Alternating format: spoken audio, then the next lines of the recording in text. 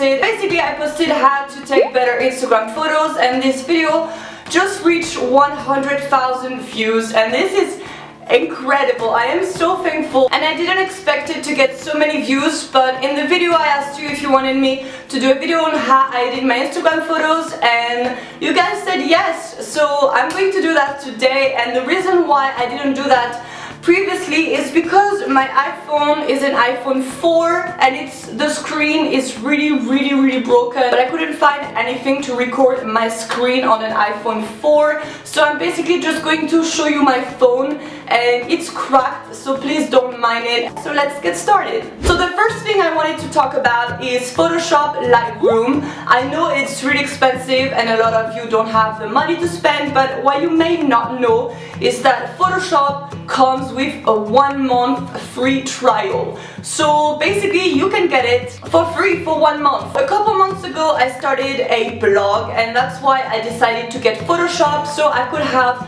a better quality for my photos, and I didn't have the money to spend on Photoshop, so I got the free trial.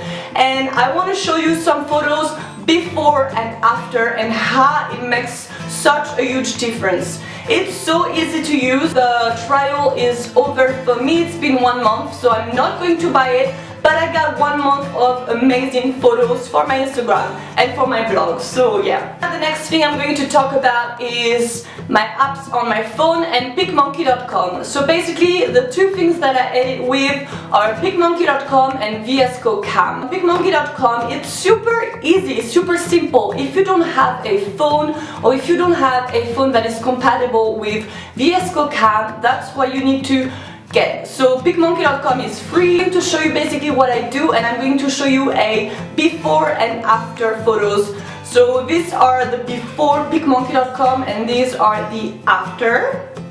So you have an idea on how to make it a bit more professional. So now I'm going to get on my computer and I'm going to show you what I would do on PicMonkey.com. So I'm going to edit this photo. This was one of the photos for my blog. If you want to know the recipe, go over to my blog. So basically what I'm going to do is go to exposure, and what I always do is put shadows. Usually I put contrast up, maybe 7, and yeah. I usually never touch the brightness or highlights, but that's just my choice because I like my feed to be dark. Then I would go to color and saturation up if it's for my blog, and saturation down if it's for my Instagram. So I would go maybe over to 1. Temperature, I always put it down, maybe -2. Then I use sharpen a lot because sometimes when I take photos it's all blurry, it's not focused, so I would always sharpen maybe to 4. Perfect. Then I would go to this right here, and here you have basically a lot of effects. Yeah, so what I use is, look, you can use things like this if you want like a blurry background. You see if you want a blurry background and this focus, you would have a blurry background. You can have like the focal size, so you don't even need a professional camera. You can really have amazing photos with just the editing. The editing is everything. So you see edge hardness. So if you want this to be really focused and the background really blurry, so we're gonna do apply. Then what I like to do is boost. I like to do boost. So this is way too much, so I'm just gonna put it to maybe 1 or 2. I also like autumn. Usually I put the bloom down.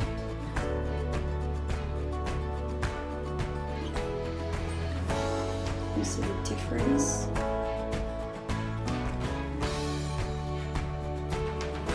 And then what I like to do for more of a professional effect is like dark edges. Straight away it looks more like a professional picture.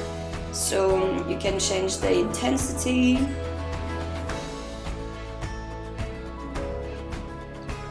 So yeah, basically this is exactly how I would edit a photo. Now I'm going to show you how I would edit a selfie or a photo of myself.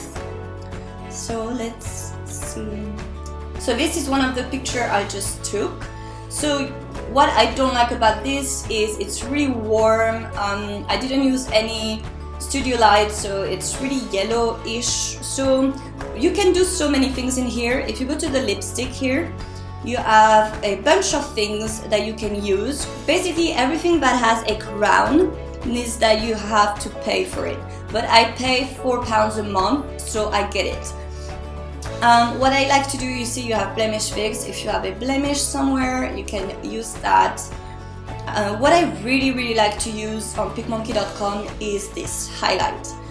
This you have to pay for it, unfortunately. I have blonde hair, and as you see here it looks really yellow. So what I'm going to do is put the highlights on my hair.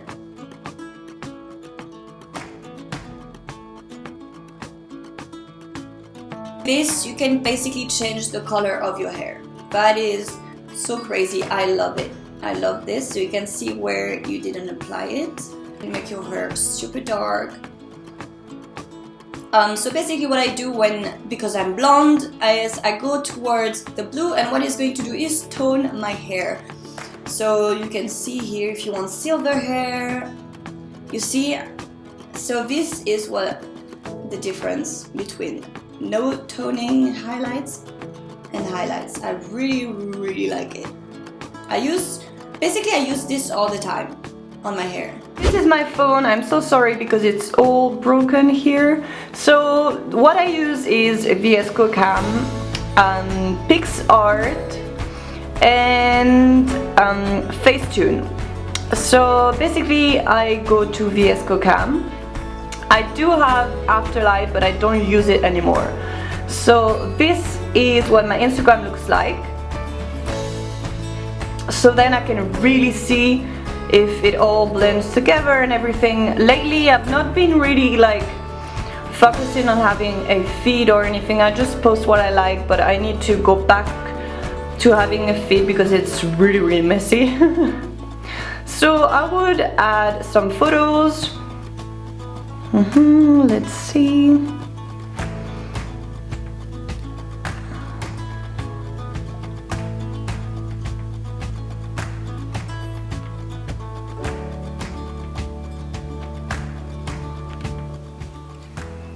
And then I would see what goes with the feed. So I actually really like this one. So yeah, I like how it looks like this. So I'm going to show you what I would do to edit. So basically my VS Code Cam, because I have an iPhone 4, I cannot download any more filters, so I have to work with what's already in there. So what I use is C1 and F2. C1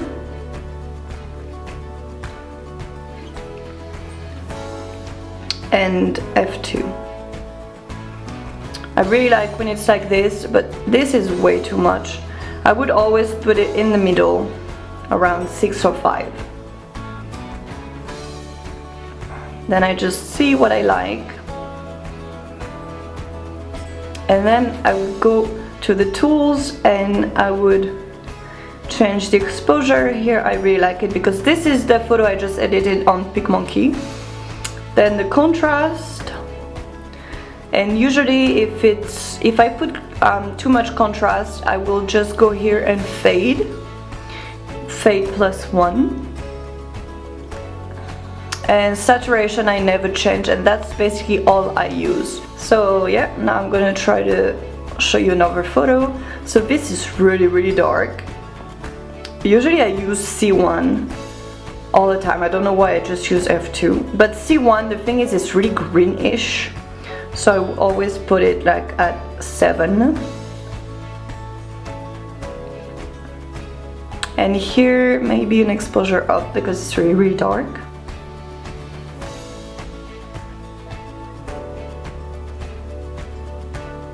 And basically I don't edit too much. This is what I would do.